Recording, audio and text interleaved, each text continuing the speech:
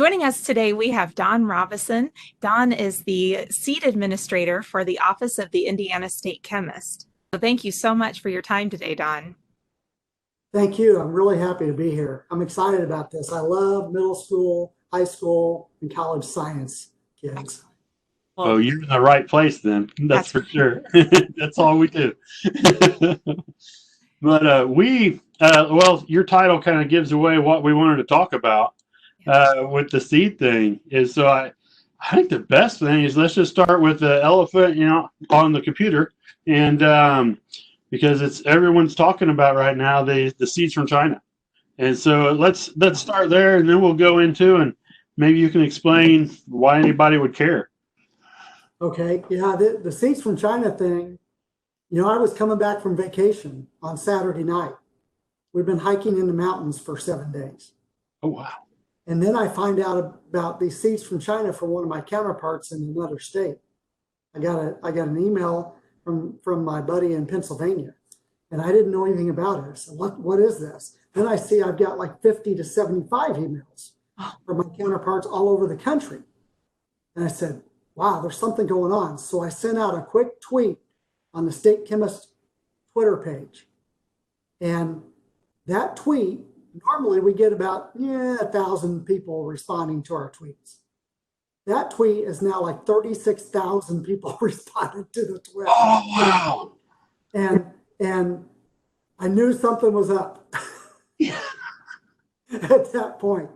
36,000 is bigger than 1,000. Yeah. That's a science fact right there. There you go. I love this is the content we need. Now, so what are they saying? What are people getting the seeds then, or just hearing about it, or? Well, it's happening all over the country, and I've even talked to my counterparts in Canada. It's now happening in Canada and Great Britain. They're a couple of days behind us, but what we're finding is pretty mundane packaging, mostly just white packaging, not colorful at all. It comes in like a small envelope, bubble wrap envelope mailer, normally probably 5 inches by 5 inches, and it says China Post. A few of them have come from other countries. Uzbekistan and Malaysia are the other countries that I've heard the most, but almost all of them are coming from China. We're now at thousands and thousands of these packets across the country. Oh, wow. And there's been some really mundane, pretty basic garden seeds in some of them. And some of them have weed seeds that are really a problem for the farmers of America. So it's kind of all over the board. We're starting to hear a little bit more about the weed seeds coming in. And so we're really making sure that people know not to plant these and don't throw them away. And one of the things you learn about in middle school science is landfills and the whole process of recycling and things like that. A real problem is if you throw this away, it ends up in a landfill, and then you have seed to soil contact with water and sunlight.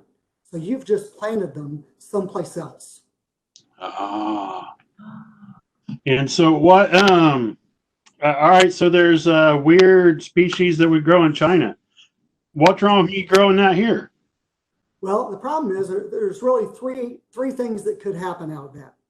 Number one is that you could have a noxious weed seed, something that grows aggressively, multiplies quickly, produces a lot of seed, and can be moved by birds or the weather from one field to another, one property to another. We have a weed in the United States that's a real problem in Indiana and a real problem around with all of our surrounding states called Palmer amaranth. One plant can produce between 600,000 and 1 million seeds. What? One plant? One plant. Wow. So that plant has been moved through the use of farm equipment that wasn't cleaned between one field and another. It's been moved by birds on migratory patterns that eat the bird or eat the food, and then when they get rid of that food, it's already fertilized. Well, yeah. So it's spreading up the Mississippi and Missouri river basins because of the bird migration patterns. Indiana, most of it has followed It's gotten its way into dairy feed, and then spread through the dairy feed from southern U.S. and cottonseed hulls and meal that are fed to dairy cows, and now it's up throughout the dairy areas of Indiana. Oh, wow. Now, and these are invasive species, right? Well, those are called noxious weeds. Okay. Those are a little bit different than invasive species. The difference is noxious weeds we typically think of in the row crop farming areas of the state. The invasive species are kind of the same thing, but it's typically where they are in the wildlands of the country, the wildlands of Indiana. So they can spread the same way, they can do the same things, but one of them is in row crop farming and one of them is in wildlands or public lands. So native or invasive species are non-native. Probably one of the invasive species that I hear about the most, not saying it's come from China, but just to give everybody a heads up on it, is purple loose strife. It's kind of a flower, or at least a flowering plant, but it gets into waterways and around waterways and chokes down the waterways and really causes a problem with the native fish and plants in and around waterways and ditches and things like that. It's really kind of pretty, so a lot of people don't think it's a problem, but it is a real problem in the state. And that's purple loose strife. The third problem, so number one, we've got invasive species, noxious weeds. The third problem is that these plants could come with a disease that we don't have here in the United States. So as an example, my buddy in Pennsylvania, again, who's a really smart guy, says there's a disease in cucumbers in China. We don't have that disease here. So the plant can really go through a blight-like process and kill off the cucumber plants and the fruit or the vegetable.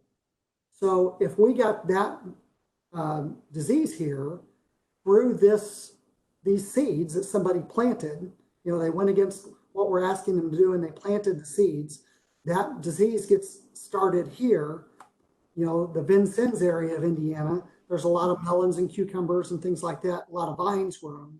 What if that disease also hits melons? Indiana's kind of famous for melons. Right. Well, that would be a real problem in the state. The Rocky Ford area of Colorado is famous for melons. Same thing there.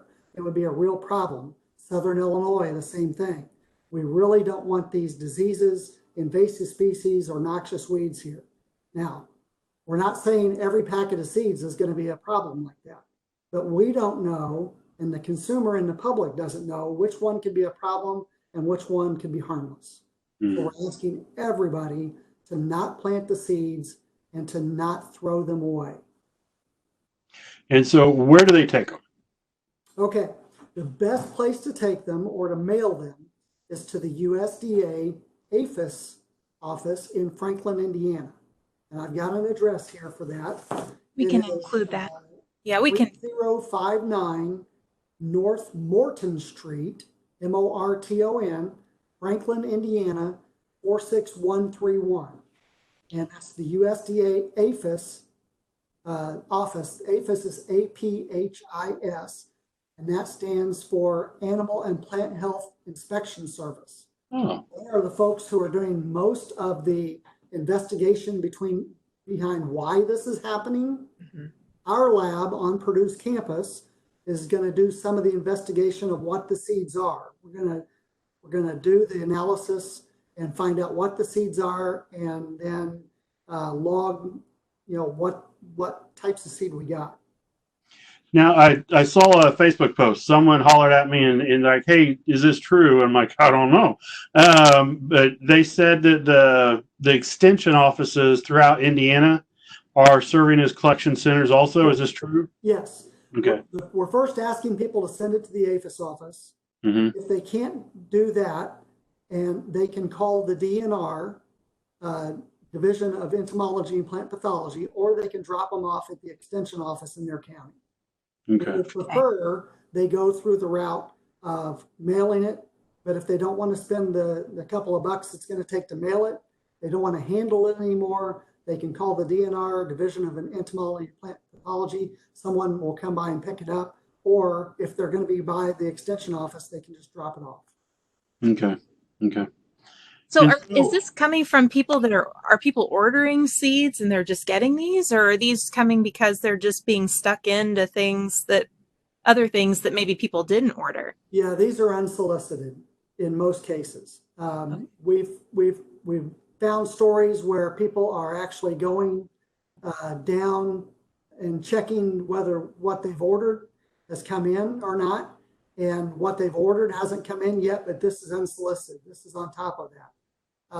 We don't know yet whether this is something that people are actually have ordered gardening supplies or something like that off of an online forum like Amazon or something like that. So we don't know if that's where the names have come from, the addresses to send this stuff out. But one of the things we want to say, and we want to be really clear, is ordering seeds online from someone you don't know is probably not a good idea for the three reasons I already identified: noxious weeds, invasive species, and diseases. It's really important to make sure that people order seeds from someone they know. Seeds are highly regulated. People probably don't know that, but that's kind of what my job is at the state. Seeds have to be tested at a qualified laboratory. oh, And by testing, we mean they're tested for germination, for purity, to make sure that that's the only thing that's in that package is the seed that's supposed to be. It doesn't come along with other weeds. Other weeds and noxious weeds are different. Other weeds are weeds that are bad, but they don't raise to the level of being noxious. And then we want to make sure also that they don't that they germinate properly and that they're what they say they are. So all of that has to come along with the seed when it's shipped to you, and it has to be a licensed seed seller that sends you the seed. So I'm guessing that the back room in China is not a licensed seed seller. yeah. Found them yet. I've looked up on our computer system, back room in China. Hadn't come up yet. Not showing up, huh? Not showing up. They've not gone through the thing. Well, I don't know. I mean, it's kind of scary to me because, I mean, I realize that there's lots of theories of why this might be happening and no one knows. Right. But one, regardless of why, the intent, one outcome could be detrimental to our agriculture and to our economy. Yes. Yes. And so, and a lot of people don't realize that seeds, I mean, it's like you mentioned, even the third thing you mentioned is the bacteria that might come on them. Right. People usually think that can only happen with a plant. How can the seed have the bacteria also? Well, if that plant was grown in a diseased way, that seed, they're called seedling diseases that come with the seed, and they can really cause a problem. So what we see in row crops in Indiana, primarily corn and beans, is most of the seed a farmer will plant is treated with something that will actually keep that seedling disease from being a problem. So most of the seed that's grown for corn and bean row crop production is grown in really great conditions.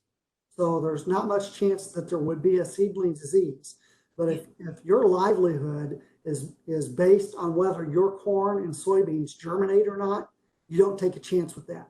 So you put on a treatment that can be a biological or it can be a chemical that keeps that seedling disease from being a problem. So in Indiana, we have roughly 12 million acres of row crop farming in the state. 12 million? Corn and soybeans. So, and most of those acres would be treated with these either biologicals or chemicals to make sure that they didn't get a seedling disease. Now, I saw a dollar amount in one of the articles I was reading, the potential for like an invasive species, how economics wise, and I think if I remember right, it said it was literally in the billions of dollars. That would be an absolutely worst case scenario. Well, it's 2020. Yeah. Yeah. It's 2020 and this came from another country. What could go wrong? Yeah, exactly. What could go wrong? Um, so I know, for an example, in Indiana with a noxious weed, the amaranth family of noxious weeds, which is Palmer amaranth, water hemp, and chemically resistant redroot pigweed, that costs Indiana farmers millions of dollars a year Just Indiana farmers. just for amaranth, just to spray those weeds with another kind of chemical, which is more expensive. A couple of years ago, I did a study and say the average chemical program for a farmer to control the weeds so he can actually grow a viable crop was between $40 and $50 an acre. If you have the amaranth, that average chemical price per acre goes up to about $100 per acre. Oh my goodness. Multiply that times 12 million acres in the state of row crop corn and soybeans. And that's where you get the maximum potential cost. That's from a weed seed. That's only on the row crop acres. When you're talking about invasive species, and if it got into the waterways, of the, an invasive species that's not a plant, it's an actual fish, is an Asian carp. Yeah. You've heard about that, but it's all over the state. And in Illinois, they pay people to catch them. Oh. If you can prove you caught an Asian carp, I think they give you $100 per fish. Oh my. Oh wow. That's how bad the fish is, because Illinois, who's not exactly the most cash fluid state in the country, Right. is paying people to fish. Finds value in getting rid of those. Yeah. Wow. Wow. It's crazy how something so small can upset the entire ecosystem. Yes, really can. And I mean, that's really what we're combating, like with these seeds, is the unknown behind them can literally destroy the ecosystem in which we have different ecosystems with throughout. And then you multiply that times, I mean, we have our state. Are we like an average or above average farmland or below? We're typically in the top 5 of most production states. Okay. We'd be in the top 5 for corn, for soybeans, for popcorn. I believe we're number 1. For field grown tomatoes, we're number 1 or number 2. So tomatoes is a very important crop in Indiana. We sure don't want any diseases that would affect the tomato crop either. That would be a big issue as well. We are number 1 in duck production, number 2 in egg production, number 1 or 2 in chicken production. So, Indiana, all those? Yes. Holy cow! I had no idea. I've lived here all my life, and I had no idea. We way out punch our weight on agricultural production. Yes, we do. Wow. How awesome is that? That's pretty cool, especially being from Purdue and ag school. Right. And so that's why Purdue's ag school is typically rated as one of the top couple in the country, and actually one of the top couple in the world. And it makes sense that we're in the state where so much ag production is happening. Mm-hmm. Well, Don, this is obviously a pretty new issue, and it's certainly something that we want to get the word out about. But what are some other parts of your job as a seed administrator? I'm glad you asked that, because one of the parts of my job is I'm involved with the Indiana State Seed Lab. And I want to send out a kudos to the Indiana State Seed Lab and let everybody in the state know what our analysts do. We have one of the most highly credentialed seed labs in the country, in fact, in the world, on the Purdue campus in the biochemistry building. Seed analysts, they use goggles and magnifying glasses and gloves and lab coats, and they analyze seeds, and they have to go through a very tough accreditation process. Very difficult. It takes years to get fully accredited and to be a seed analyst. And out of our seed analysts, everybody is fully accredited at the highest level, except for one, and that's only because she's only been here 2 years. So she's working on that next level of accreditation. We would be the only lab in America where every analyst is accredited at the highest level when she passes that next test. Oh, So wow. it is really a cool place to work. A lot of science happens there all the time. Give you an idea of one of the things they have to do on their 8-hour test. Ooh. Yeah, it's an 8-hour test. Ooh, you lost me at 8 hours. One of the things they have to be able to do is they have to study thousands of different kinds of seeds by color, by shape, by texture, by name, by Latin name, and by how you test that seed, what temperature, how long it goes in the germination machine, whether it has to be pre-chilled or not. They have to know all of that detail, whether it goes on a blotter, goes between rolled towels, goes in a petri dish. They have to know all of that for thousands of seeds.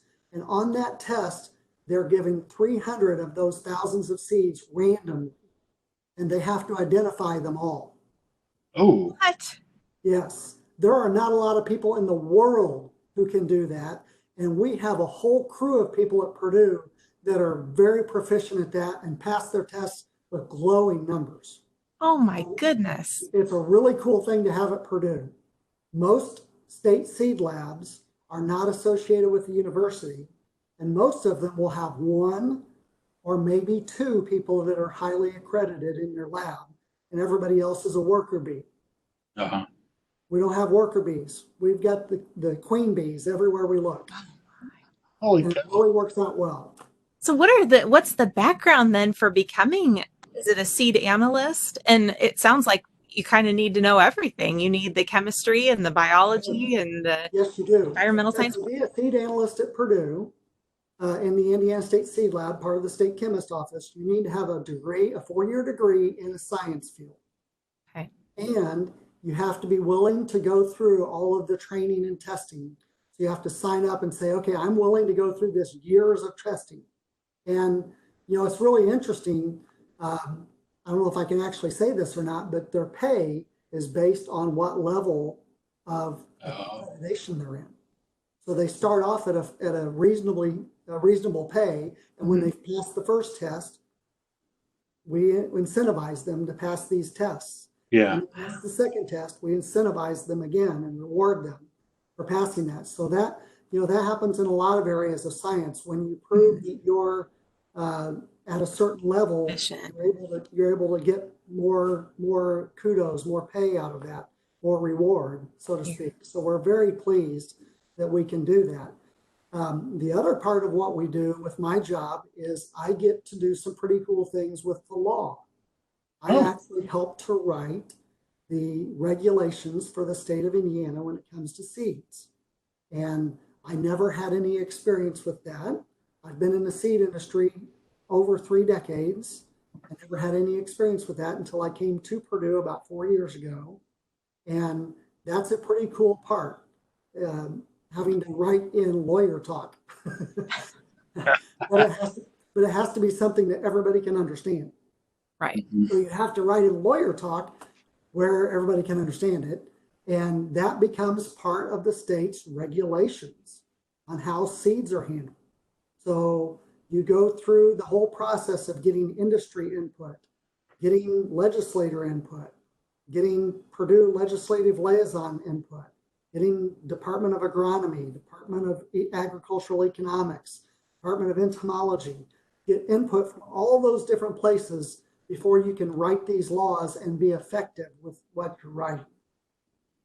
Well, I'm glad someone who's been in seeds for a very long time is the person helping write that. Yes. Well, it does make sense, and that's I think that's one of the reasons that I was able to come on board is because I had that background in seeds. Give you an example. It's a long process.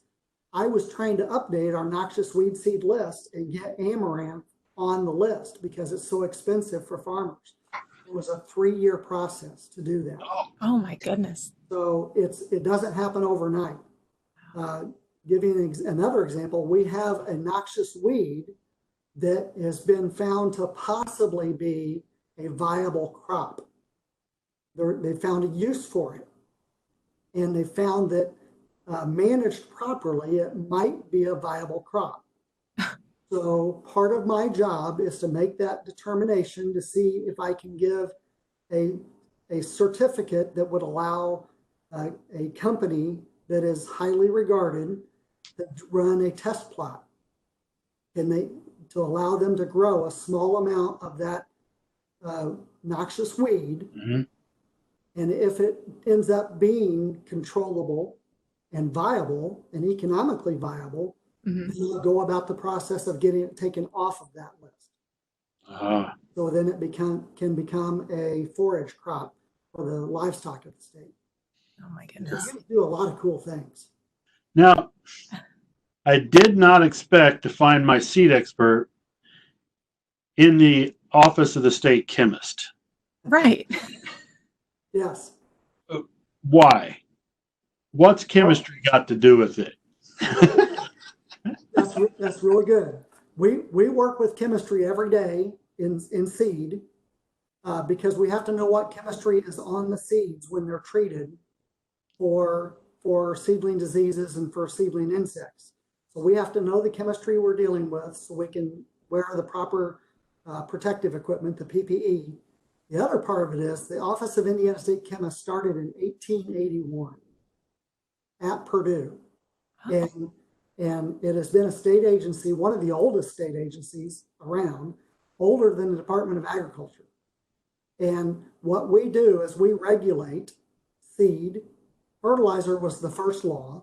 So my buddy Matt Pearson is the fertilizer expert, and he's happy to tell everybody that fertilizer was the first law. That's what started the state chemist office. Followed by seed, feed, pesticides, and now I also do hemp. Oh. Which pretty well dominates my time over the last couple of years. Oh, really? Yes. Yeah, so are you writing laws for that now? Is that what's happening? Yes, writing regulations. We also have to have our regulations approved by the USDA in Washington, D.C. for hemp. So I'm simultaneously working on regulations for seed, for weed seeds, and for hemp. And there are 3 different regulations. So the regulations, in fact, I just before we started here today, I was on the computer with the people from USDA.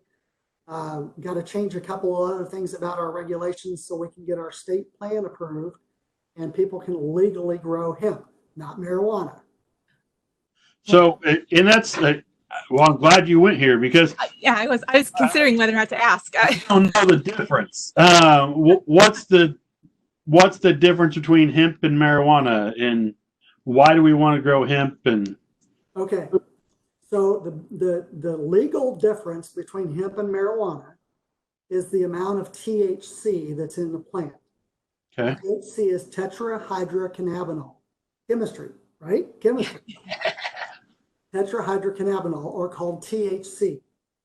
THC is created by the plant, the Cannabis sativa L plant. And if it's below 0.3%, that's 0.3%, it's Wow. called hemp. If it's above 0.3, it's called marijuana. So tetrahydrocannabinol, or THC, is the psychoactive part of the plant. Okay. So if it has a very low amount of psychoactive material, it's called hemp. In other words, nobody can get high smoking hemp. Okay. There you go. Can't happen. They could smoke it all day long and probably just be disappointed. Right. Would not do anything for them. Probably sick too. Probably sick. Yeah. Probably Good sick. call. So hemp is used for fiber. Clothing is made out of hemp. Rope during World War II. In fact, there's a great video when students are studying World War II in high school and college, and even in middle school, they learn a lot of things about World War II, but what they don't learn is that the United States Navy used rope made from hemp that came from Japan and China before the war. Once the war broke out, we could no longer get hemp from China. So the Midwest was brought into action. The farmers were brought into action to grow hemp in the United States for the ropes on the Navy ships. Back then, they didn't use chains on the ships, they used ropes on the ships. And so Indiana was one of the major hemp producing states for fiber back in the 40s and the 50s during the Korean War as well. After that, people started figuring out that, you know, they can grow hemp differently and make it marijuana by putting it under stress and things like that, and it would get a higher THC level. And then the government determined, hey, you know what, that's probably not a good idea. So that's when hemp became illegal about 80 years ago. Okay. You had to have special permission to grow hemp then, and you have to have special permission from my office. I do the licensing of hemp growers. You have to have special permission today. You have to have a federal background check with no drug-related convictions in the last 10 years. And you have to only sell your crop to another person who's licensed to do the processing, to turn it into fiber, to turn it into food. So the hemp seeds are used on salads and things like that. It's not allowed yet to be used on livestock feed, because livestock feed, believe it or not, has so many regulations that you have to go through feeding trials. We can use it on human feed or food, but not livestock food. Oh my goodness. More regulated than the people food. That's hilarious. So you can use it. It's considered a supplement. And as you may know, supplements are not regulated the same way by the government than are drugs and pharmaceuticals and things like that. So the other part of it that a lot of people may have heard of is CBD. Yeah. Yes. I see that written everywhere in all these signs. Yeah, CBD comes from hemp. Oh. CBD is cannabidiol, not tetrahydro, whatever. I'm getting myself confused now with the names. It's all chemistry. Yeah. CBD is reported to be used for helping with pain, helping with anxiety, those type of things. And it's widely used. Whether it works that way or not, I don't know. I have people say it does. I have people say it doesn't. In fact, major chemical company, Eli Lilly and Company, based here in Indiana, did a study on the hemp plant and on the benefits of the hemp plant or the detractions of the hemp plant back in the 50s, 60s, and 70s. And so their study is mostly hidden now, but it's pretty interesting that the study was being done years and years between hemp being made illegal and hemp being made legal again. What they found at that time, I believe from the study, is that it was beneficial to some people, harmful to some people, and did nothing for some people. like a supplement, right? Right. Yeah. Supplement. So we regulate hemp until it becomes a product. When it becomes CBD through the extraction process, we no longer regulate that. Now it becomes a supplement, and it's more in the realm of the Department of Health. Wow. Well, what we had, we talked about a lot more than I thought we would here. Yeah. I got an exciting job. I love my job.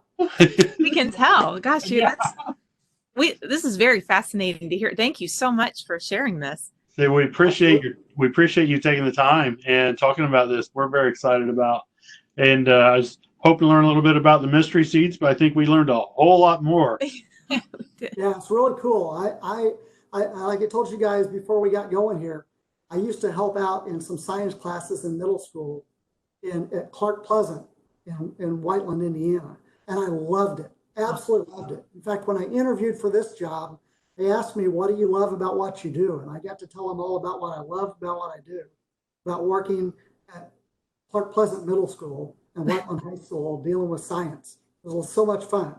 I still get to deal with science, and I still love it. Yeah, perfect. And now you're helping kids again. Yes, I love it.